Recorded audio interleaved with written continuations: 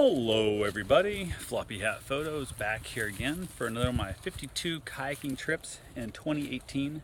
And today's trip was a really cool little trip. Didn't paddle very far, but we had a great time. Went out with some friends. We met down at Titusville. We paddled out to a little island and watched the Falcon Heavy launch. It was really cool. I got to see it from the island there, which was awesome. And then we also got to watch the bring back the two.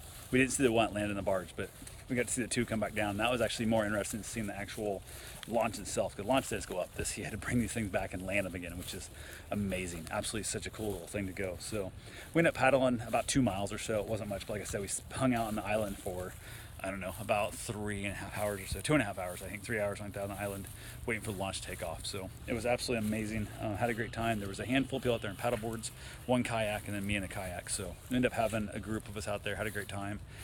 Just was a lot of fun. It really was. Cool little deal. So anyway, one more in the books, and hopefully I will get the 52 done this year because I failed last year at it. So I will talk to y'all soon. Have yourself a safe and wonderful day. Get out there, get your paddle on. Thanks for watching.